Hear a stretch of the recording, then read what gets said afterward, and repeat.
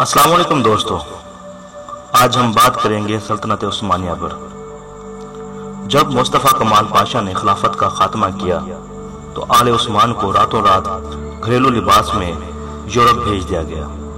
شاہی خاندان، ملکہ اور شہزادوں نے التجا کی کہ یورپ کیوں، ہمیں اردن، مصر یا شام کسی عرب علاقے ہی میں بھیج دیا جائے، لیکن سہوانی آنکھوں کی تعلیمات واضح تھی۔ اپنی آتش انتقام کو ٹھنڈا کرنا ان کو آخری درجے ذلیل کرنا مقصود تھا۔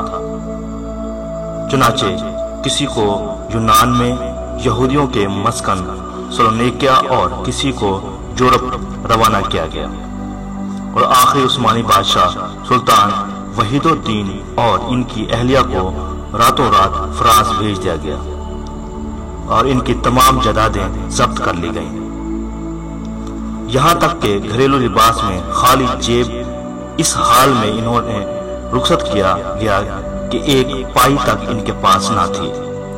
کہا جاتا ہے کہ سلطان وحید الدین کے شہزادے منہ چھپا کر پیرس کی گلیوں میں کاسا گدائی لیے پھرتے تھے کہ کوئی انہیں پہچان نہ پائے۔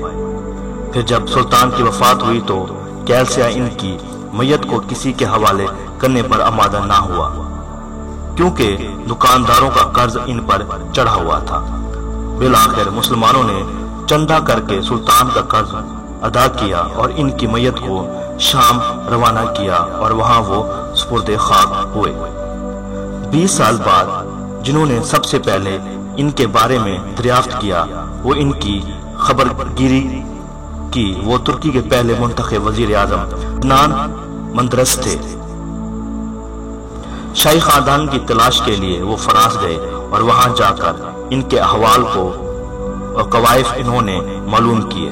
پیرس کے سفر میں وہ کہتے تھے، میرے ابا کا پتہ بتاؤ، مجھے میری ماؤں سے ملاؤ۔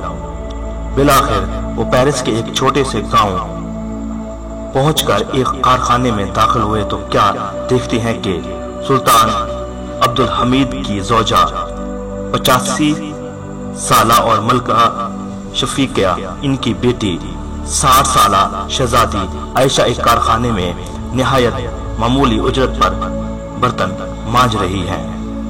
یہ دیکھ کر مدرس اپنے آنسو روک نہ سکا اور زارو قطار رو پڑے۔ پھر ان کا ہاتھ چوم کر کہنے لگے، مجھے معاف کیجئے، مجھے معاف کیجئے۔ شہزادی عائشہ نے پوچھا، آپ کون ہیں؟ کہا، میں ترک وزیر اعظم عدنان مدرس ہوں۔ اتنا سننا تھا کہ وہ بول اٹھی، اب تک کہاں تھے؟ بہت دیر کی مہرباں آتے آتے، اور خوشی کے مارے بے ہوش ہو کر گر پڑی۔ عدنان مدرس جب انقرہ واپس گئے تو انہوں نے جلال بیار سے کہا کہ میں آل عثمان کے لیے معافی نامہ جاری کرنا چاہتا ہوں اور اپنی ماؤں کو واپس لانا چاہتا ہوں۔ بیار نے شروع میں تو اعتراض کیا، مگر مدرس کے مسلسل اصرار پر صرف عورتوں کو واپس لانے کی تائید کی۔ پھر عدنان مدرس خود فرانس گئے اور ملکہ شفیقیہ اور شہزادی عائشہ دونوں فرانس سے ترکی لے آئے، مگر شہزادوں کے لیے معافی نامہ جاری کر کے ان کو اپنے وطن عزیز ترکی لانے کا صحرا محروم اربکان کے سر جاتا ہے جب وہ وزیر اعظم منصب پر فائز تھے۔ پھر جب مدرس پر جھوٹا مقدمہ چلا کر ان کو تختہ دار پر لٹکایا گیا تو من جملہ الزامات کے ایک الزام یہ تھا کہ انہوں نے حکومت کے خزانے سے چوری کر کے سلطان کی اہلیہ اور بیٹی پر خرچ کیا۔ وہ ہر عید کے موقع پر ملکہ اور شہزادی سے ملاقات کے لیے جاتے، ان کے ہاتھ چومتے اور اپنی جیب خاص اور اپنی ذاتی صرف سے 10,000 لیار سالانہ شہزادی عائشہ اور ملکہ شفیقہ کی خدمت میں پیش کرتے تھے۔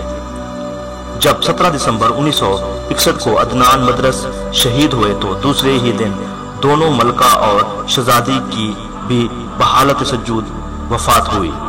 یہ سلوک نام نہاد جمہوریت پسندوں اور سیکولرزم کا ڈھنڈورا پیٹنے والوں کا اسلام اور مسلمانوں کے ساتھ رافت اور نہ صلح رحمی، نہ قربت داری، نہ اخلاق کا پاس، نہ قدروں کا لحاظ، یہ جو قومیت اور وطنیت کا راگ الاپتے ہیں اور نعرے لگا لگا کر جن کی زبانیں نہیں تھکتی، ان کا مقصد اس کے اور کیا ہے کہ اسلامی اخوت سے لوگوں کا رشتہ کاٹ دیا جائے اور اس مقصد رشتے کے تانے بانے کو بکھیر کر اس کو ایسی جاہلی رشتوں میں تبدیل کیا جائے جن میں احترام ذات مقصود ہے اور حرمتوں اور انسانی رشتوں کا کوئی پاس و لحاظ نہیں۔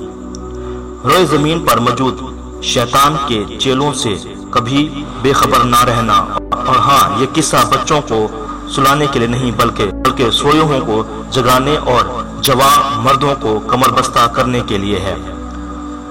اٹھ کے اے بزم جہاں کا اور ہی انداز ہے، مشرق و مغرب میں تیرے دور کا آغاز ہے۔